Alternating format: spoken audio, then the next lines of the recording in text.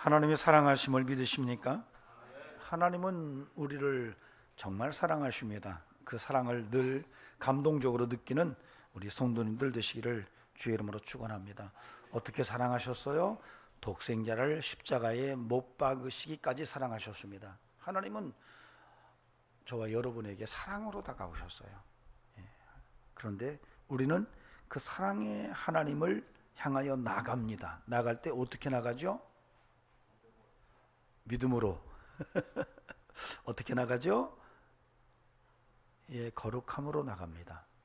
이게 굉장히 중요한 거거든요. 하나님은 우리에게 사랑으로 다가오시고 우리도 사랑으로 나가는 게 아니라 우리는 거룩함으로 나가요. 그래서 여기서 중보자가 필요합니다. 예수 그리스도. 그래서 하나님이 우리에게 사랑으로 다가오시는 것은 예수 그리스도를 통해서 사랑이 확인되고, 우리는 그 사랑의 하나님을 보고 하나님께 나갈 때에 예수 그리스도를 통해서 거룩함을 가지고 나갑니다. 그래서 십자가에서 만나는 거예요. 여러분들, 그래서 여러분이 예수 그리스도의 십자가를 붙들고 하나님께로 나가는 것이 은혜입니다. 여러분, 이 은혜가 끊임없이 살아있기를 바랍니다. 우리가 하나님을 사랑합니다라는 말을 하지만 여러분, 사실은 그것은 논리적으로는 조금 문제를 갖고 있습니다. 사랑은 하나님이 우리를 사랑하신 것이고 우리는 하나님 앞에 예수 붙들고 거룩함으로 나가는 거예요. 여러분에게 항상 예수 붙든 거룩함이 있기를 바랍니다. 이게 은혜예요. 사실은 이 은혜를 잃어버리면 안 됩니다. 신앙생활은 이 은혜를 갖고 사는 거예요. 이 은혜의 감동을 갖고 사는 것입니다. 사실은 우리가 가끔 그러죠. 예수님처럼 살아보자. 한번 같이 해볼까요? 예수님처럼 살자. 어떤 이들은 예수님처럼 살면 천국까지 뭐 이렇게 얘기합니다. 근데 사실 그것도 좀 문제가 있죠. 예수님처럼 살 수 있는 분이 세상에 사실 없습니다. 성경에서는 예수님처럼 사는 것이 가능할 것처럼 말하지만 사실은 그것은 거의 불가능에 가깝습니다. 그래서 우리가 말로는 예수님처럼 산다 이렇게 말하지만은 사실은 은혜로 사는 겁니다. 예수님처럼 살기가 어려워요. 그래서 은혜로 사는 거고 그 은혜가 하나님의 사랑이에요. 그래서 저와 여러분에게는 늘 은혜로 사는 축복이 있기를 바랍니다.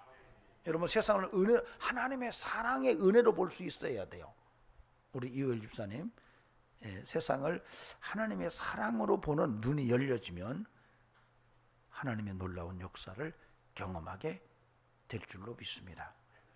오늘 여러분에게 은혜가 임하기를 주의 이름으로 간절히 축원합니다. 요즘에 날씨가 왜 이러냐 뭐 이런 얘기를 하잖아요.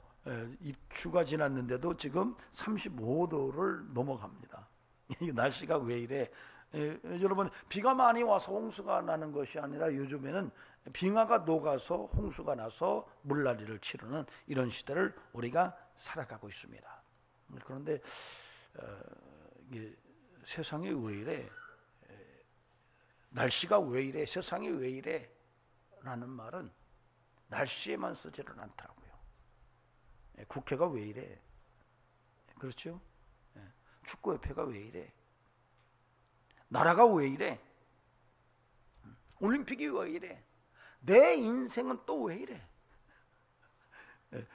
가수 나훈아 씨가 테스 형이라는 노래를 불렀습니다. 그 테스 형 노래에서 세상이 왜 이래? 이런 말을 하고 있습니다. 세월은 왜 이래? 사랑은 또 왜 이래? 이런 말들을 썼어요. 그런데 소크라테스에게 묻는 거예요. 소크라테스에게, 형, 세상은 왜 이래? 사랑은 또 왜 이래? 세월은 또 왜 저래? 이런 질문인데 재미난 노래 가사가 있어요. 그 소크라테스에게 나훈아 씨가 뭐라고 묻냐면, 먼저 가본 저 세상 어떤가요, 테스 형? 가보니까 천국은 있던가요, 테스 형? 이렇게 나와요. 이 양반이 천국에 관심을 갖고 있다라는 생각이 듭니다. 그걸 테스 형에게 물으면 안 되죠. 누구에게 물어봐야 되죠? 예수님에게 물어봐야 돼. 세상이 왜 이래요 주님? 천국은 있나요 주님? 이렇게 물어야지. 됐어요. 세상이 왜 이래요? 세월이 왜 이래요? 사랑은 또 왜 이래요? 먼저 갔더니 천국은 있던가요? 감사하게도 저와 여러분은 예수님에게 묻고 있습니다. 인생이 왜 이런가? 내 인생은 왜 이런가? 내 남편은 왜 이런가? 우리 아내는 왜 이런가? 천국은 있는가? 예수님에게 묻는 인생이에요. 그 은혜 속에서 날마다 하나님의 축복된 삶을 살아가면서 늘 믿음으로 수많은 세상의 왜 이래를 이겨내는 은혜가 있기를 주의 이름으로 간절히 축원합니다. 오늘 말씀은 이 오순절 사건 이후에 예루살렘 교회가 부흥을 하기 시작합니다. 수가 많아지니까 교회에 일이 많아집니다. 그 중에 교회가 많은 사람들이 모여드는 과정 속에서 어렵고 힘든 사람들을 돕는 일들을 합니다. 그러는 과정 속에서 교회가 갈등이 시작돼요. 헬라인이었다가 예수 믿은 사람, 히브리인이었다가 예수 믿은 사람들이 파벌이 생겨가지고 서로 불평하기 시작하면서 갈등이 생깁니다. 그때에 사도들이 그 문제를 바라보다가 교인들을 다 모아놓고 그렇게 광고를 합니다. 우리가 이제는 이렇게 구제하는 일, 돕고 하는 일에 너무 신경을 쓴 것 같으니 그걸 좀 멈추고 여러분 중에서 성령과 지혜가 충만한 사람을 천거해주면 그런 일을 하도록 위임하고 우리는 이제 오로지 말씀 사역과 기도하는 일에만 전념하겠다라고 이야기를 합니다. 그래서 모두가 그 사도들의 이야기를 듣고 박수를 치고 그렇게 합니다. 그래서 7명의 천거인을 받아서 사도들이 그들을 안수하고 일꾼으로 세워놓습니다. 그렇게 일꾼을 세워놓으니까 교회가 더 부흥이 되는 거예요. 많은 사람들이 교회로 몰려오는 그때에 스데반이 나가서 복음을 전합니다.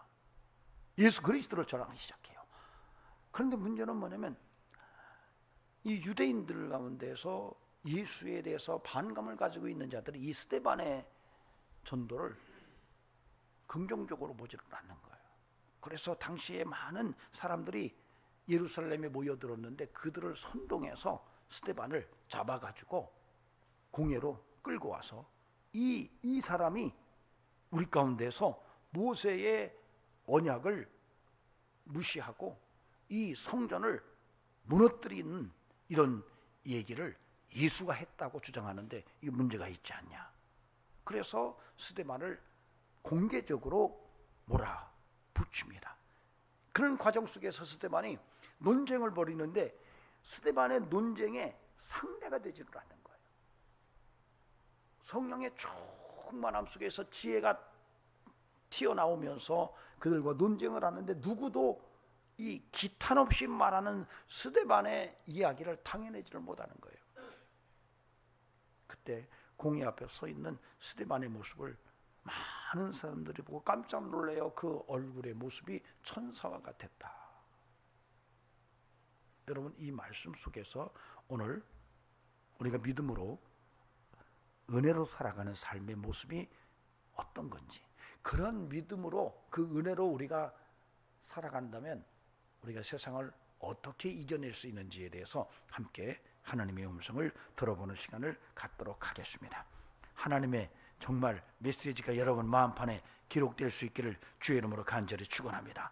특별히 오늘 말씀에서는 왜 이래, 이 왜 이래라고 하는 말이 너무 많은 세상을 우리가 살아가는데 이 왜 이래를 어떻게 극복해야 하는가, 이런 문제들을 믿음으로 예수 그리스도 안에서 어떻게 그것을 넘어설 수 있는가라고 하는 문제를 이 본문 속에서 들여다보고 그 노하우를 믿음의 시각으로 살펴서 우리의 삶의 한 부분으로 세워나가는 이런 은총의 시간이 되게 해 보겠습니다.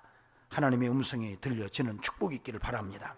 자, 먼저 우리가 본문을 생각할 것은 1절에서 4절 말씀입니다. 여러분 말씀을 보시기 바랍니다. 1절에서 4절.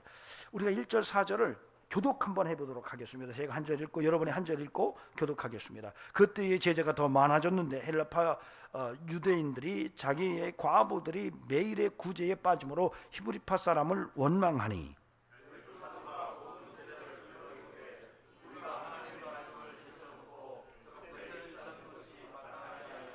형제들아 너희 가운데서 성령과 지혜가 충만하여 칭찬받는 사람 7을 택하라.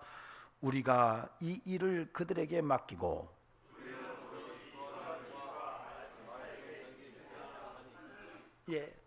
이 본문은 사실은 왜 이래가 등장하는 본문이에요. 왜 이래? 왜 이렇지? 쉽게 말하면 갈등이 생긴 거예요. 즉 초대교회 공동체가 이 히브리파 헬라파 사람들이 서로 갈등이 생겨서 지금 문제가 야기돼서 모두가 이거 왜 이러지? 라는 상황에 딱 지금 예수 공동체가 대면하고 있는 거예요. 그런 모습을 아주 정확하게 보여주고 있습니다. 그런데 그것에 대해서 이것이 왜 이런 일이 일어났는지에 대해서 문제가 뭔지를 정확하게 알고 그것을 해결하기 위해서 사도들이 어떤 대안을 내는 모습이 1절에서 4절 본문 속에서 구절체 속에서 확인이 됩니다. 그래서 이 본문은 왜 이래는 왜 생겨나는가? 그 왜 이래가 우리 공동체에서 교회 안에서 왜 이래 소리가 나오는 이유가 뭔지를 이 본문이 우리에게 정확하게 드러내주고 있습니다. 그 중에 하나가 파벌입니다. 파벌과 또 하나는 교회가 본질에서 벗어날 때 이 두 가지를 이 본문이 교회 공동체 속에서 왜 이래가 나타나는 요인으로 설명을 하고 있습니다. 즉 다시 말하면 히브리파와 헬라파의 그런 파벌이 정확하게 서로 갈등을 드러내고 그런데 그런 갈등이 드러내면서 사도들이 이거 안 되겠다. 우리가 너무 구제하는 일에 너무 전념을 하는 바람에 이게 문제가 생겼구나. 그래서 이제는 안 되겠습니다. 성령과 지혜가 충만한 사람을 추천하십시오. 그러면 그들에게 이 구제하는 일을 맡기고 우리는 이제 본질로 돌아가겠습니다. 기도하고 말씀 사역에만 전념하겠다라고 말을 하는 이 본문 속에서 왜 이래? 교회 공동체 속에서 왜 이래? 라는 말이 어떤 상황 속에서 나타나는지를 잘 말해주고 있다는 것입니다. 그것은 바로 파벌과 본질에서 벗어날 때 그런 일들이 나타난다는 거예요. 교회가 왜 이래 소리를 드러낼 때 그 왜 이래가 나타나는 현상 환경을 보면은 다른 게 아니라 파벌이 형성되고 그 파벌이 형성됐을 뿐만 아니라 그 공동체가 가지고 있는 본질의 문제를 자꾸 벗어날 때에 거기서 바로 왜 이래라는 말이 나오고 있다라고 하는 사실이에요. 그러니까 초대교회 공동체가 왜 이래라는 말이 나왔던 것은 바로 그 공동체 속에 이 헬라파 유대인과 히브리파 헬라파 그리스도인과 히브리파 그리스도인들이 파벌을 형성해서 긴장관계에 있고 그리고 사도들은 본질에서 벗어나 즉 말씀 사역과 기도하는 삶에서 벗어나서 구제하는 일에 너무 에너지를 쏟고 있는 그 사이에서 교회 공동체가 왜 이래? 라는 말을 하기 시작했다는 거예요. 여러분 이것은 교회만의 문제가 아닙니다. 어떤 공동체도 이런 현상을 똑같이 드러냅니다. 즉 다시 말하면 어떤 사회 공동체도 왜 이래라는 말이 터져 나올 때는 반드시 거기에 파벌이 있습니다.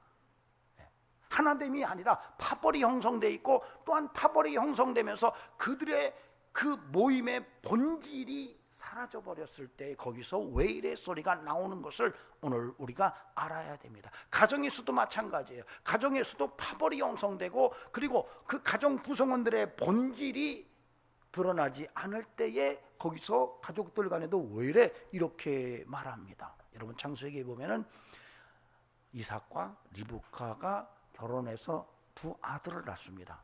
바로 에서와 야곱을 낳습니다. 근데 희한하게도 이 가족 간의 파벌이 딱 형성돼요. 아버지는 이 사냥을 좋아하는 장자 에서를 좋아합니다. 장자가 나가서 사냥을 해서 아버지에게 음식을 만들어주는 것이 너무 마음에 들어서 장자를 좋아해요. 근데 엄마는 안 해요. 리브카는 안 해요. 늘 집안에서 자기를 도와주는 야곱을 더 좋아하는 거예요.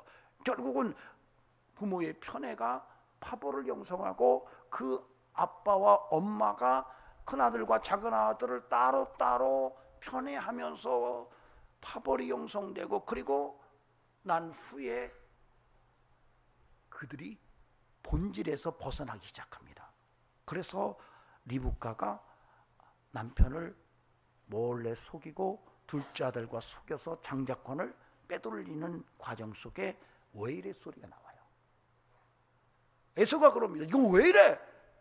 내가 동생이지만은 그냥 둘 수 없어. 내가 아버지 돌아가시면 내 이 동생을 결코 살려둘 수가 없어 라고 하는 말을 엄마가 듣습니다. 그래서 하루아침에 두 아들을 다 잃어버릴 것 같아서 둘째 야곱을 자기 친정으로 빼돌립니다. 여러분, 그래서 어떤 공동체든 그 공동체에서 왜 이래 소리가 나오는 그 환경을 들여다보면은 반드시 그 속에 파벌이 있고 거기에서 본질을 벗어나는 이런 모습들을 확인할 수가 있다는 것을 오늘 우리가 알아야 됩니다. 이번에 우리가 올림픽에서 양궁에서 금메달 5개를 땄어요. 근데 그 양궁 협회장이 정의선 회장이더라고요. 인터뷰하는 것을 제가 우연히 봤습니다. 근데 쭉 듣는데 제가 참 그 회장이 자꾸 사람들이, 기자들이 자꾸 묻는 거예요. 참 대단하다고. 그러니까 내가 잘한 거 아무것도 없다 이렇게 얘기하는 거예요. 그러면서 하는 말이 우리는 정말 하나입니다 이렇게 말하더라고요. 우리 양궁협회는 하나입니다. 그리고 제가 하는 일은 열심히 선수들을 도와주고 그들의 경기력이 최고의 수준에 이르도록 제가 돕는 것밖에 한 일이 없습니다. 이렇게 얘기하더라고요. 저 깜짝 놀랐어요. 근데 우리 지금 자꾸 문제가 나오잖아요. 축구협회는 왜 그래? 뭐 유도협회는 왜 이래? 또 배드민턴 협회는 왜 이래? 배구 협회는 왜 이래? 그래 다 들어가서 보면은 그게 파벌이 있고 거기에서 그 협회의 그 본질이 자꾸 사라져 버리는 모습들을 모두가 확인하고 있거든요. 그래서 여러분, 우리가 분명히 오늘 우리가 인생을 살아가면서 이게 왜 이래 소리가 나온다면 거기에서 무엇이 문제인가? 이게 파벌의 문제인가? 아니면 본질에서 우리가 지금 벗어난 것은 아닌가라고 하는 생각을 해봐야 한다는 것이죠. 특별히 우리는 그리스도 안에서 교회 공동체를 섬기는 그러한 주님의 몸된 교회를 바라보면서 우리가 하나됨을 이루고 그리고 본질에 충성하는 이런 영성을 함께 공유할 수 있었으면 좋겠습니다. 그런 은혜가 함께 할 수 있기를 바랍니다.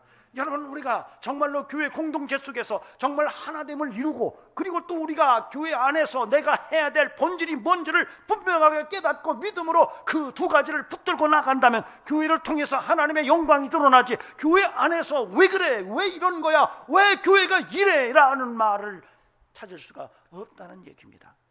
성경은 말합니다. 바울은 분명하게 말합니다. 교회는 주의 몸이라. 여러분, 서로 연결되어 있습니다. 여러분, 몸은 그래요. 손끝이 아프면 손끝만 아픈 게 아니라 온몸이 아픕니다. 그렇죠? 귀가 아프면 귀만 아픈 게 아니라 온몸이 아파요. 여러분, 교회는 그런 것입니다. 그래서 여러분, 여기에서 이우열 집사님이 아프면 모두가 아픈 거예요. 김종환 집사님이 병원 가면 우리 모두가 지금 병원에 가 있는 거예요.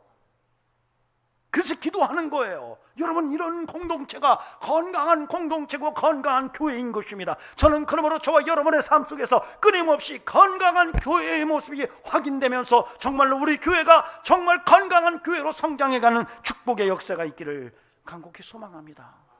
하나됨 참 중요합니다. 어린아이들이 읽는 창작 동화 중에 입이 똥꼬에게라는 그 동화가 있습니다.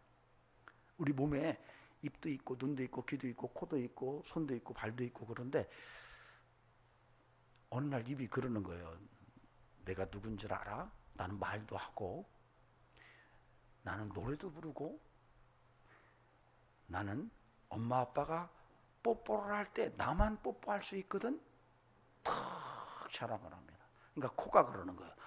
나는 숨을 쉬는데 나 없으면 너들 다 죽는다 이렇게 말해요. 귀는 내가 못 들으면 너희들 큰일 나. 손, 발 다 자기 자랑을 하는 거예요. 근데 그때 마침 이상한 소리가 뻑 하고 나와요. 아, 이게 뭐지 했더니 냄새가 팍 나는 거예요. 이게 누구야? 똥꼬가 똥 싸는가 봐. 모두가 생김새도 그렇지, 냄새나지, 야 소리도 고약하지, 야 이게 똥꼬가 없었으면 좋겠다라고 그렇게 생각을 해요. 그래서 모두가 똥꼬를 막 무시를 해요. 그렇게 한참 자기 자랑하고 똥꼬를 욕한 다음에 잠이 들었는데 꿈을 꿔요. 너무 아름다운 곳에 가요. 입이 그러는 거예요. 너무 아름답다. 입이 손에게 그래요. 야 이거 너무 좋지? 여기 혹시 똥꼬가 와 있는지. 똥꼬는 여기 안 어울리는데 한번 만져볼래? 만져본 다음에 절대 곧바로 손을 내게로 오지는 마라. 그래서 손이 입의 말을 듣고 똥꼬를 싹 만져. 똥꼬가 없는 거예요. 똥꼬가 없다 이렇게 말해. 똥꼬가 없다.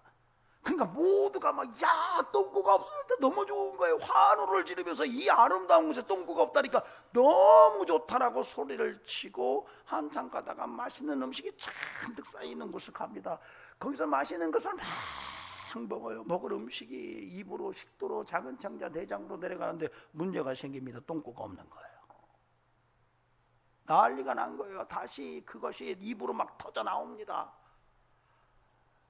똥물이 입으로 막 터져 나온 그때의 꿈에서 깨고 입이 똥꼬에게 한 말이 뭔지 아세요? 똥꼬야 미안해. 넌 정말 소중한 친구야.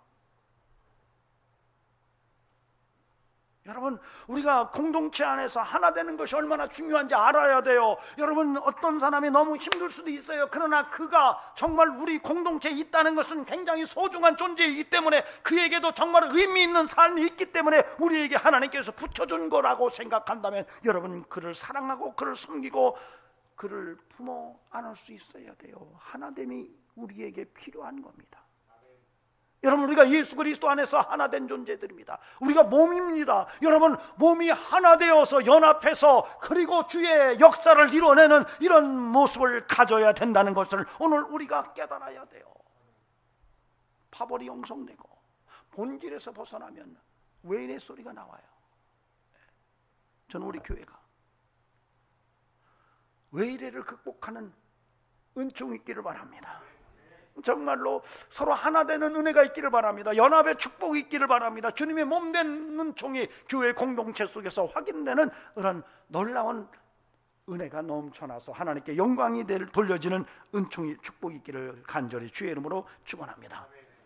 그 다음에 두 번째로 우리가 생각할 것은요, 이게 오늘 본문 속에서 굉장히 도대체 이런 왜 이래를 극복할 수 있는 노하우를 초대교회 공동체가 어떤 것에서 찾았는가라고 하는 것을 우리가 볼 수가 있어요. 여러분 구절을 한번 살펴보시기 바랍니다. 여러분 3절, 5절, 8절, 10절을 여러분 한번 보시기 바랍니다. 3절 보면은 형제들아 너희 가운데서 성령과 지혜가 충만하여 칭찬받는 사람 7을 택하라. 우리가 이 일을 그들에게 맡기고 5절 온 무리가 이 말을 기뻐하여 믿음과 성령이 충만한 사람 스데반과 또 빌립과 브로고로와 니가노로와 디몬과 바메나와 유대기에 입교했던 안디옥 사람 니골라를 택하여 8절 스데반이 은혜와 권능이 충만하여 큰 기사와 표적을 민간에게 행하니 10절 스데반이 지혜와 성령으로 말함을 그들이 능히 당하지 못하여 라는 말이 있습니다. 이 구절체를 통해서 우리는 하나의 히든 스트럭처, 즉 겉으로 표면에 드러나는 것보다는 그 밑에 숨겨져 있는 하나의 문장을 끄집어낼 수가 있습니다. 그것은 바로 성령과 지혜가 충만함이라는 거예요. 반복적으로 오늘 이 3절, 5절, 8절, 10절에서는 조금씩 차이는 있지만 이런 내용들을 전체 뭉뚱그리면은 성령과 지혜가 충만함이라는 하나의 구절체적 토픽, 주제를 읽어낼 수가 있어요. 이런 내용을 통해서 우리가 깨달을 수 있는 것은 당시 사도들은 교회에 나타난 외이래를 어떻게 극복해야 되는가에 대해서 노하우를 드러내고 있어요. 사도들은 교회 공동체에 왜 이래? 왜 이런 거지? 왜 이렇지? 라고 하는 것을 어떻게 극복했냐면 성령과 지혜가 충만함을 통해서 그걸 극복하려고 했던 거예요. 다른 방법을 택하지 않았어요. 사도들은 초대교회 공동체가 왜 이런 거야? 우리 교회가 왜 이런 거야? 이렇게 얘기가 나왔을 때 사도들이 아하! 성령과 지혜가 바로 우리의 삶의 왜 이래를 해결할 수 있는 노하우다라고 생각을 하고 오늘 본문 속에서 그것을 드러내고 있는 것입니다. 여러분, 교회는 왜 이럴 소리가 나올 때 반드시 확인해야 될 것은요, 성령과 지혜가 충만한가를 확인해야 돼요. 여러분, 어느 교회든 왜 이래 소리가 나올 수 있습니다. 그러나 적어도 그런 얘기가 나오면 우리 모두는 민감하게 방향을 돌려야 돼요. 아, 우리가 성령 충만하고 지혜 충만한가? 그런 일꾼들이 우리가 라고 하는 것을 확인해 볼 필요가 있어요. 안수 집사님만 성령과 지혜가 충만한 게 아니라 교회 공동체가 성령과 지혜가 충만한가를 확인할 필요가 있다는 얘기예요. 어때요? 옆 사람 한번 보시기 바랍니다. 성령과 지혜가 충만한가?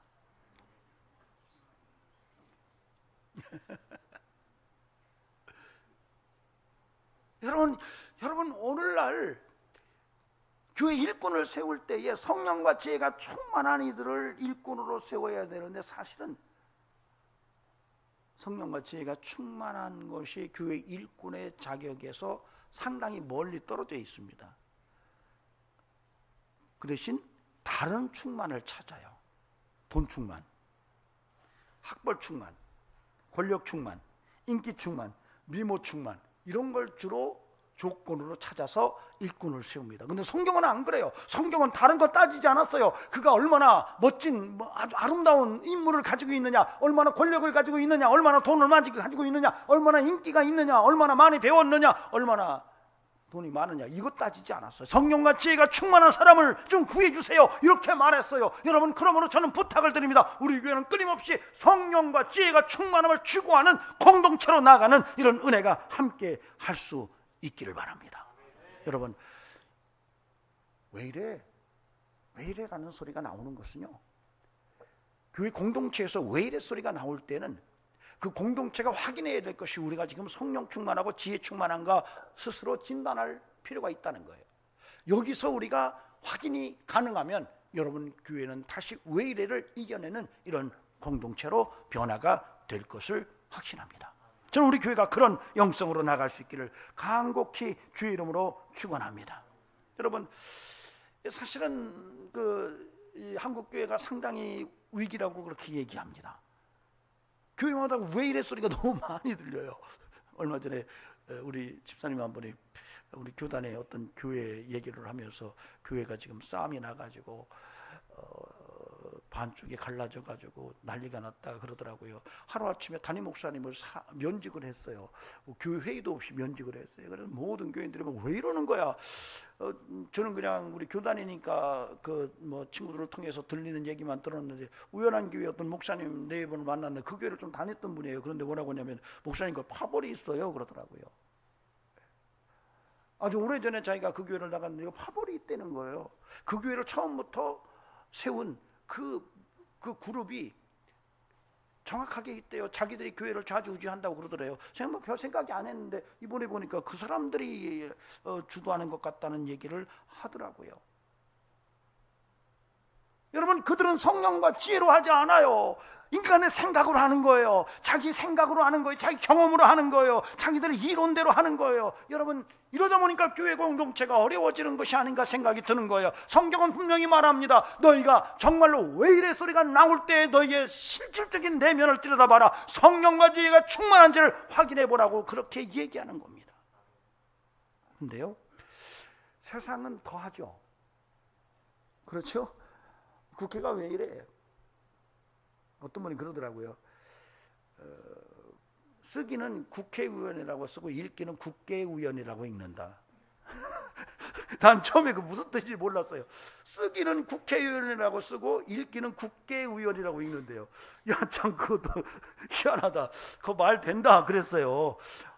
그래서 어떤 분은 뭐 보시탕 먹으러 국회의사당으로 가자고 이런 글도 올렸더라고요. 근데 여러분 너무 그렇게 막대하지 마시고, 그분들도 나름대로 뭔가 노하우를 갖고 있는 분들이니까 좀 대화를 해주시되, 여러분 교회 안에서요 구성원들이 성령과 지혜가 충만해서 외래를 극복한 다음에 그들이 국회로도 가고 축구협회도 들어가고 배드민턴 협회도 들어가고 대학으로도 들어가고 청와대로도 들어가고, 그래서 거기서 그들이 성령과 지혜가 충만한 그 영성으로 그 외래를 제거해 나가야 되는 거예요.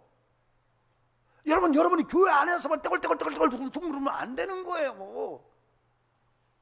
유일 집사님 아셨습니까?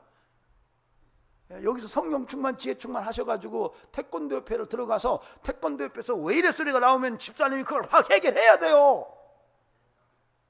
본인은 아멘 안 하고 남들이 다 아멘해요. 여러분 우리 젊은 우리 청년들, 우리 어린이들 청와대 들어가야 돼요. 청와대 들어가서 성령과 지혜가 충만해서 청와대 들어가가지고 청와대를 외래 소리 안 나오도록 만들어야 돼요. 여러분 우리 교회에서 우리 영성이 회복돼서 성령과 지혜가 충만해가지고 정말로 이 대한민국의 외래를 제거해 나갈 사명이 있어요. 아멘 안 하시네. 여러분 집안에서 왜 이래? 아빠 왜 이래? 엄마 왜 이래? 야 너 왜 이러는 거야? 우리 아들 왜 이래? 이런 소리 나오게 하면 안 되는 거예요. 여러분 먼저 여러분이 성령과 지혜가 충만해서 이 왜 이래를 여러분의 삶의 자리에서 제거하고 세상에 나가서 빛이 되고 소금이 돼서 세상의 왜 이래를 제거해 나가는, 극복하는 이런 영성으로 나가야 되는 거예요. 전 저와 여러분에게 그런 은혜가 충만해서 세상을 바꿔놓는 성도가 되기를 주의 이름으로 간절히 축원합니다. 마지막으로 15절 말씀 보시겠습니다. 공회 중에 앉은 자들이 다 스데반을 주목하여 보니 그 얼굴이 천사의 얼굴 같더라. 따라합시다. 천사의 얼굴. 누구 얼굴이에요? 누구 얼굴이에요? 누구 얼굴이에요? 따라합시다. 내 얼굴. 내 얼굴이 천사의 얼굴이에요. 옆 사람 얼굴 보세요. 어떤가? 천사의 얼굴 같은가? 인상 더럽다 소리 들으면 안 돼요. 여러분 예수 잘 믿는 사람이 그 친구가 집사였어? 그 더러운 얼굴 가지고 집사했는가 봐, 이렇게 나오면 안 되는 거예요. 아니 외모가 출중한 게 아니라 딱 사람이 보면 그렇잖아요. 여러분 나이 50이 넘어가기 시작하면은 외모가 달라져요. 주름도 생기고, 지금 뭐 50이면 팽팽하니까 한 60좀 합시다. 머리도 벗겨지고, 그때는 이미지로 사람을 대하는 거예요. 이목구비로 대하는 게 아니에요. 그때 가서 또 뭘 뜯고 고치고 별거 그 의미 없어요. 그때는 이미지예요. 확 다가오는 거예요. 확 다가오는데 더러운 놈이네. 인생 더럽네. 저런 인생 더럽다. 아니 어떤 분이 유튜브에서 그러는 거예요. 자기가 어떤 얘기를 쭉 하다 말고 어떤 사진을 딱 걸면서, 여러분 이 사람 보세요. 인상이 참 더럽잖아요. 딱 얘기하는 거예요. 참 그 사람 사진 나온 사람과 참 기분 나쁘게 얘기하더라고요. 그래서 인생 60쯤 넘어가면은요 자기 얼굴 책임져야 돼요. 자 다시 한번 자기 얼굴 한번 쳐다보시기 바랍니다. 여러분 스데반이 천사의 얼굴 같았대요. 여러분 모세가 그랬죠. 두 번째 십계명을 받으러 시내산에 올라가서 40일을 금식하고 내려왔을 때 이스라엘 백성들이 모세의 얼굴을 못 쳐다봤어요. 왜냐면 빛이 났기 때문에. 그래서 나중에는 처음에는 몰랐어요. 모세가 왜 그러지? 아니 이스라엘 백성들이 모세를 못 쳐다보는 거여서 왜 그러지? 나중에 알게 된 거예요. 얼굴에서 광이 나기 때문에 감히 못 쳐다보는 거예요. 가끔 그래요. 내 얼굴에 빛나는 것을 내가 아는 사람이 있어요. 그거 모르는 거예요. 그게 남이 알아보는 거지. 근데 여러분 예수님은 온몸이 빛이었어요. 여러분 빛이 좀 나시기 바랍니다. 빛이 나는 게 이게 스타예요. 여러분 여러분의 삶에서 정말로 예수의 빛이 나고 은혜의 빛이 나고 정말로 복음의 빛이 나야 이게 정말 스타지. 여러분 노래 잘하고 여러분 많은 사람들에게 박수 받는 사람들이 진짜 스타 아니에요. 별과 같이 빛나리라. 정말로 하나님의 은혜 가운데 별과 같이 빛나는 성도가 돼야 되는데 얼굴이 우중충해가지고 인상 더럽게 생겼네, 이런 소리 들으면 안 되는 거예요.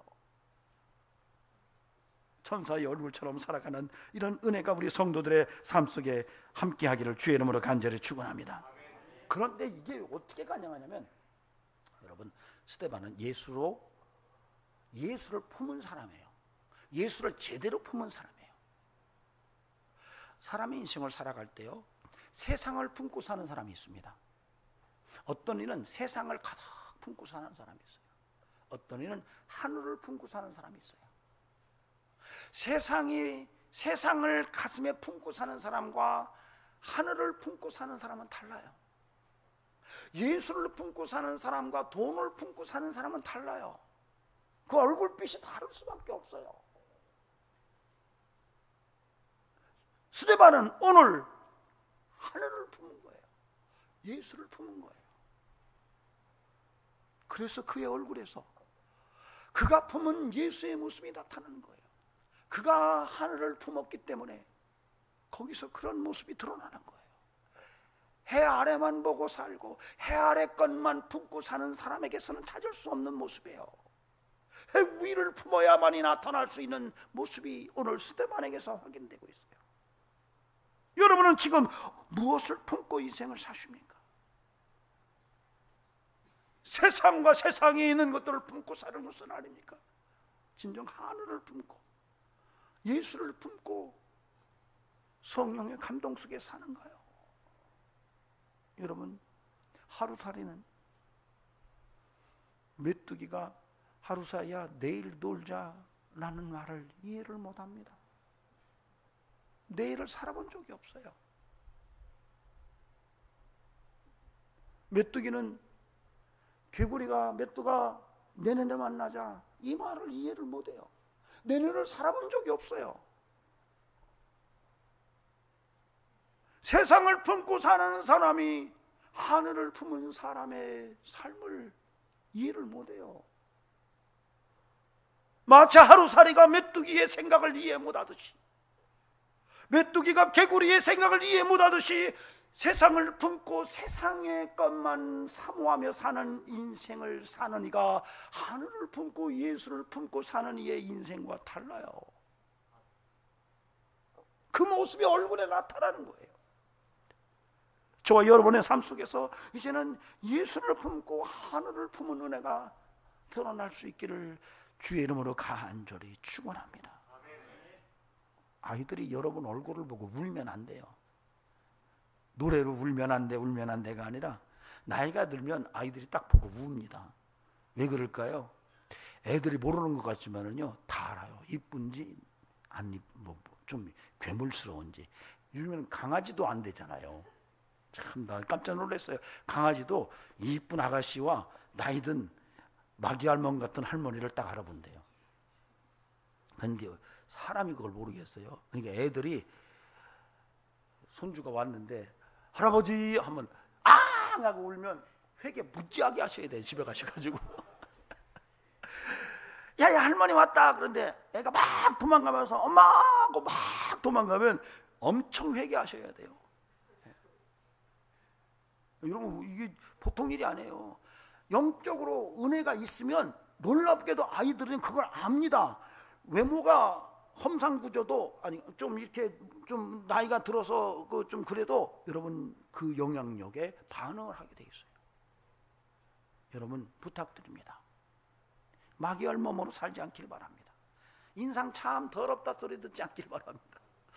야 참 멋있어, 잘 늙었어, 잘 익었어, 잘 썩었어, 이게 아니라 잘 익었어, 이런 소리 듣는 이런 은혜가 우리 성도들의 삶 속에 함께하기를 주의 이름으로 축원합니다. 천사 같은 얼굴로 삽시다. 근데 목사님 그 해보려고 해서 잘 안 되더라고요. 어떻게 해야 돼요? 노하우를 얘기한다면 웃으세요.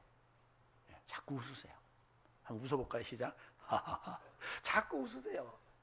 은혜요, 여러분 성령 받아서 천사의 얼굴 같이 안 될 바에는 그냥 웃으세요. 아이고 목사님 나는 성령 받지 못해가지고 천사의 얼굴이 안 나타나요. 나는 땅에 돈을 막 품고 살았더니 막 얼굴이 막 영 이상해요. 나는 목사님처럼 하늘을 품지를 못했어요. 이럴 때는요 참 따질 거 없어요. 그냥 웃으세요. 갈 때마다 나사 하나 빠진 것처럼 실실 웃으세요. 자 한번 웃어볼까요? 그리고 여러분 생각을 긍정적으로 하세요. 감사하세요. 기쁨으로 사세요. 여러분 삶을 살다 보면 우울함이 올 수 있어요. 막 우울하면 거부하세요. 나는 우울함이 싫어라고 소리치세요. 갑자기 어느 날 우울함이 막 밀려올 수 있어요. 주여, 나 이 우울함을 거부합니다. 예수의 이름을 명하노니 우울함이 떠나가라라고 외치세요. 안 떠나갈 수 있어요. 그러면 막 떠나갈 때까지 외치세요. 그러면 떠나갑니다. 여러분, 큰 도둑은요 쉽게 안 떠나갑니다. 작은 도둑은요 소리만 해도 도망가지만은요, 여러분 큰 도둑들은요 칼과 덤빕니다. 여러분 우울도요, 대충 우울은요 소리치면 한 번 나가면 나가요. 그런데요 100번 해도 안 나갈 수 있어요. 그럼 1000번 하세요. 세상이 너무 우울하잖아요. 살기가 너무, 왜 이래 이 소리가 끝도 없이 나오는 세상이에요. 이제는 우리가 웃고, 좀 거부할 것은 거부하고, 감사할 것은 감사하고, 원망 불평은 십자가에 못 박고, 정말로 왜 이래를 극복하는 이런 성령 충만한 성도로 살아가는 은총 있기를 주의 이름으로 간절히 축원합니다. 기도하시겠습니다. 하나님 감사합니다. 인생을 살아가면서 때로는 어렵고 힘들지만은, 그래서 나도 모르게 터져나오는 왜 이래, 내 인생은 왜 이렇죠, 아버지 하나님, 세상은 왜 이래, 아버지 하나님, 우리가 이걸 극복할 수 있도록 은혜 주시기를 원합니다.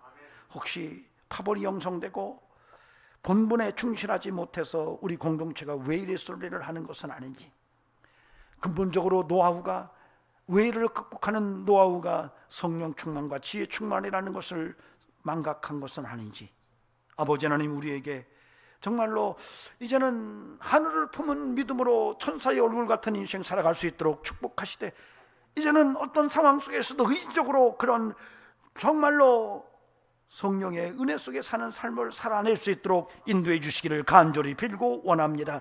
이제는 우리 주 예수 그리스도의 은혜와 하나님 아버지의 살아계심과 성령님의 역사하시며, 오늘도 의뢰를 이기며 승리의 삶을 살아가며 세상을 바꿔놓기를 원하는 귀한 심령들에게 영원토록 함께 하시기를 간절히 축원하옵나이다. 아멘.